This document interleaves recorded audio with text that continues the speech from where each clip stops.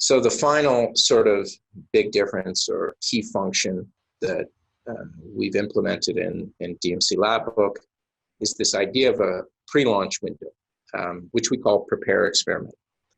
And this is sort of basically a little streamlined tool which you can use for finding L0 or the ideal resting length of a muscle prep, as well as the super maximal stimulation by this sort of embedded instance stimulation tool, which was already present in DMC5, but we've gone ahead and sort of integrated both windows into one little tool. So if you use this sort of instance stim tool through the context of the prepare experiment window, any contractions you generate will automatically overlay in the window here in different colors, which allows you to sort of see whether you're actually converging on the optimization.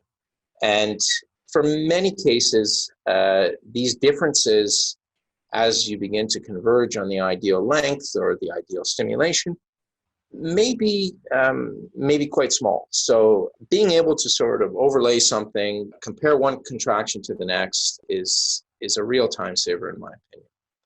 Any sort of reference lengths, offsets for your lever systems can also be set here in one place. So it's sort of a one-stop for preparing your experiment.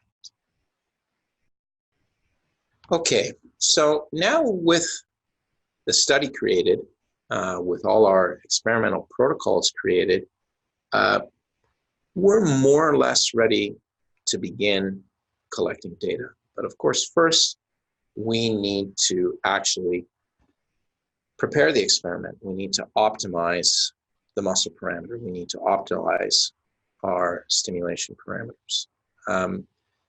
Before even doing that, though, we need to sort of select what animal we're actually going to be using as our first candidate here, our first subject for the experiment. So to do that, we need to change or select an animal, and we haven't added any to the study yet. This is one thing that you can sort of add to a study. You're not editing the study. However, you are able to add animals at any point. So if you believe that perhaps some of the initial data that you've recorded from the first cohort or first few animals may not be usable and you need to test more animals, you can always add them at any time. So I'm just very quickly going to add one here. And of course, all these parameters that we said we wanted to capture, we're being prompted to now enter or fill this in. So let's very quickly give some ID number for the animal.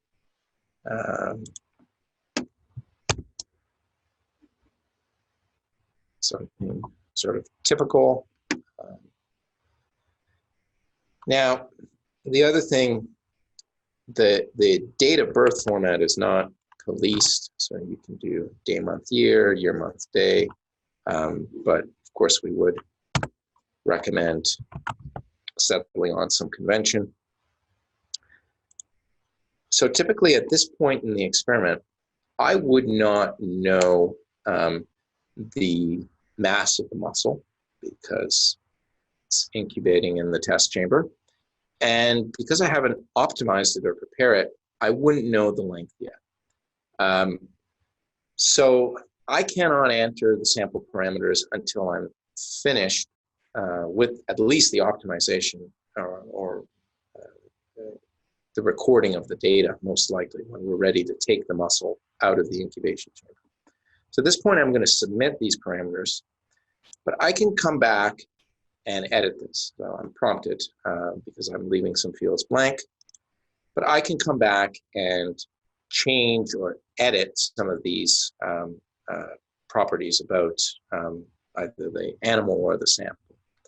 And this is required also because in the event that we're performing an in vivo or non-terminal study, we need to be able to edit these parameters, particularly, for instance, the mass of the animal as we track it through its lifespan. So at this point, we would begin, before running the experiment, we can see that now we have the option to run experiment. We should prepare the experiment. So I'm going to click on the Prepare Experiment window here, and it opens up this, this little applet for us. And to begin, before I can actually begin doing any of this optimization, I need to configure this instant stim tool.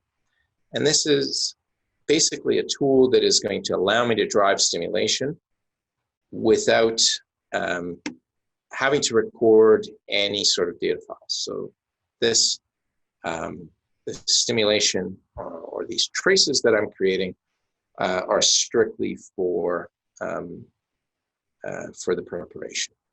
So I've pre-populated some sort of standard parameters for the instant stim function, and this is going to allow me to generate a series of twitch contractions, which are commonly used to perform this muscle optimization. So once I hit OK, the instant stim light becomes active, and I can click on it to issue a single twitch with those parameters at any point. So I don't have a muscle here incubating next to me. So I'm just going to generate a fake twitch, and hopefully we can see some of this overlay and difference that I mentioned before. One click, and here we go. So we have basically what looks a little bit like a twitch, but hopefully the next one will sort of illustrate the difference. So if I were to make some adjustments to the length of the muscle or to my stimulation parameters, and I clicked again, you can see that there's this change. So, and things begin to overlay. And I suspect at this point now, there we go, we can see the green behind it here. And of course, if we were actually altering a muscle, stretching it, stimulating it in a different fashion, we'd begin to see that these twitches would sort of change, and we'd have all the different colors to track the progress of this optimization. When we're finished with the optimization step, we can simply click OK, and at that point, we're ready to run our experiments.